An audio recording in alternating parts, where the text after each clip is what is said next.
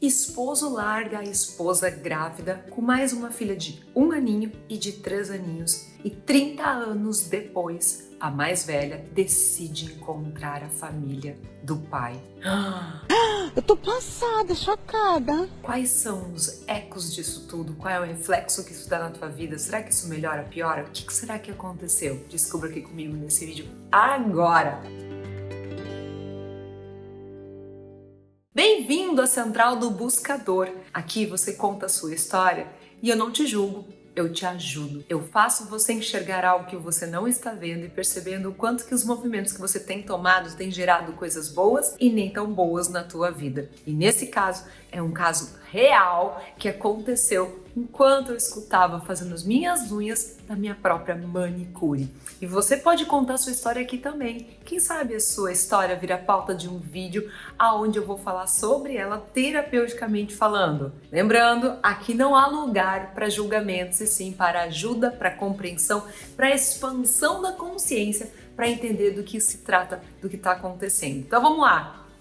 Estava bem bela eu fazendo minhas unhas quando a minha manicure chegou e disse: te falei que eu fui conhecer a família do meu pai? Eu disse: como assim? Meu pai abandonou a minha mãe quando eu tinha 3 anos de idade. A do meio tinha 1 ano de idade e a minha mãe estava grávida, mais nova. E isso aconteceu há 30 anos atrás. E eu esses dias, conversando com meu marido, eu disse pra ele: podia a gente conhecer lá, né? A minha avó paterna. Você vai comigo? Você me leva lá? E ela, mãe de 2 filhas, o que ela fez? Reuniu toda a cara e a coragem em direção a conhecer a avó paterna. 10 horas de viagem para poder chegar lá sem meio que avisar.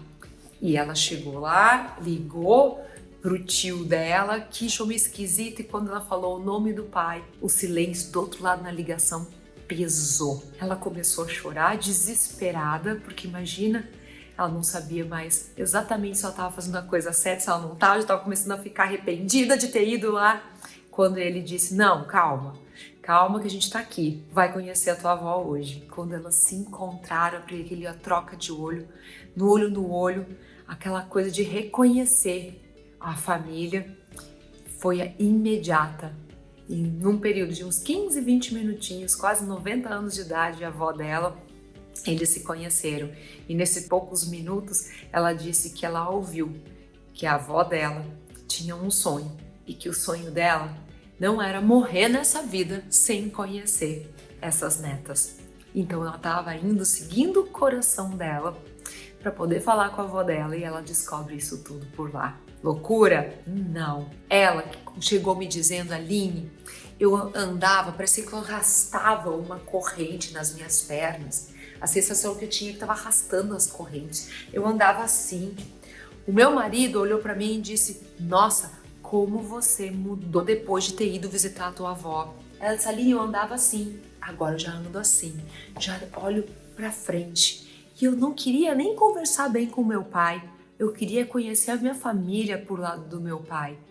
E vou dizer uma coisa impressionante, como as coisas mudaram depois do que eu fui fazer. Simplesmente eu parei de me envolver com picuinhas e probleminhas da minha mãe, porque muitas vezes eu me vi sendo colocada no lugar da mãe da minha mãe. E não porque eu queria, mas porque ela me colocava. Filha, você é mais velha, você é mais corajosa, você pode fazer isso. Você não me ajuda. E ela entendeu que não é o papel dela.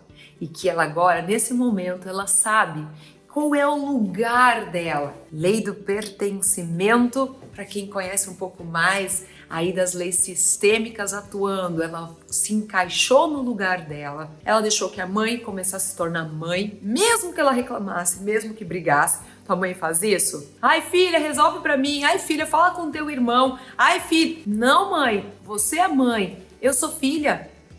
As minhas filhas não têm a idade das minhas irmãs. E ela conseguiu falar isso. E, gente, sistemicamente falando, uma das coisas que começa a mexer profundamente quando nós começamos a olhar e reconhecer os nossos antepassados na nossa vida é realmente sentir a força deles para poder nos empurrar para frente, nos levar adiante, para nós irmos para o mundo, para desbravar o mundo. E nesse momento ela disse que algumas questões de prosperidade começaram a se abrir. Ela disse: Aline, eu tô numa paz que dá gosto de ver, diz ela. E eu te digo, por que será? Porque ela realmente entendeu que o que acontece no mundo dos adultos quando você é criança, a criança não tem que opinar, não tem que tomar dores nenhuma. Eu gosto muito de uma expressão sistêmica que quando eu descobri, eu disse: Eureka! É isso! Respeito sistêmico. O que é respeito sistêmico, Aline? É você olhar para os teus pais, para aqueles que vieram antes de você, teus tios, teus avós, e você ver as decisões que eles tomaram e você respeitar essas decisões. Você não precisa repetir o padrão, você pode escolher fazer diferente daqui para frente, mas você respeita que eles, no momento em que eles estavam, o que eles tinham era aquilo e eles podiam fazer era aquilo. Então respeitar essas decisões dele é muito importante, porque senão você se coloca acima do seu pai, acima da sua tia, acima do seu avô. E detalhe, ela que há 30 anos não vinha conversando com o seu pai, começa a sonhar de tempos em tempos agora com o seu pai. E o último sonho dela, ela disse assim: Line, nítido, eu tava sentindo ele passando a mão no meu rosto, ele tava do lado da minha cama, e eu acordei em prantos, chorando muito. Por quê? Porque meu pai me pedia: me perdoa. E eu olhei pra ela e disse: e o que tu disse? Eu disse pra ele que não, que eu não perdoava ele. Aí eu olhei pra ela e fiquei esperando.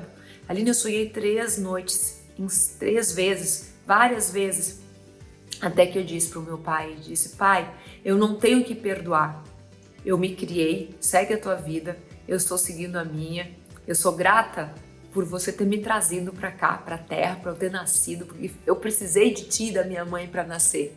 Então, gratidão. Você não deve nada para mim, tá tudo certo. Graças a você, hoje eu sou casada, eu tenho 2 meninas também, duas filhas, e eu realmente sou muito feliz. Então, gratidão, pai. E ela disse que aquilo abriu e trouxe uma leveza para dentro do coração. E eu quero que você observe esse movimento que, sem querer, querendo, ela fez. Ela entendeu o lugar dela de filha e que o pai e a mãe, não importa o que eles fizeram na sua vida, na minha vida, não importa. Nós sempre, filhos, estaremos em débito com eles. Sempre estaremos em dívida com eles. Nós sempre seremos pequenininhos em relação a eles, porque a gente veio depois. Por que a gente sempre está em débito? Por que a gente não pode, então, perdoar eles? Porque eles nos deram a vida. E nós não temos como retribuir isso. Nós não temos como dar a vida para quem já está vivo. E quando a gente entende isso, nós paramos de cobrar coisas dos nossos pais, paramos de nos fazer de vítimas e de coitadinhos, querendo que eles nos deem as coisas. Eles têm um ímpeto de nos dar as coisas. Sim, o pai e mãe fazem isso. Não necessariamente é uma regra, mas é um ímpeto. Agora, nós sempre estaremos menores do que eles. E o que acontecer com eles é deles. E nós não nos cabe querer perdoar pai ou mãe. Foi como foi. E eles fizeram o melhor com o que eles tinham. E aí, me conta, esse tema família é um tema tranquilo para você ou é um tema enroscado? Saiba que nossos ancestrais, eles nos deixam correndo nas nossas veias aprendizados ligados a fraquezas que eles tinham e que nós estamos replicando, mas eles também nos deixaram forças. E você quer conhecer quais são suas fraquezas ancestrais e suas forças ancestrais para realmente colocar um ponto final e se libertar? Se a sua resposta é sim, eu vou deixar aqui um link para você fazer o seu mapa da ancestralidade. E você vai se surpreender com isso daí. E se você quer saber um pouquinho mais sobre relacionamentos a dois, teve uma outra central da busca, que eu vou deixar o vídeo aqui que fala sobre traições, relacionamentos a dois. E aí, como é que fica a história? Vai lá. Um beijo enorme. Tchau, tchau.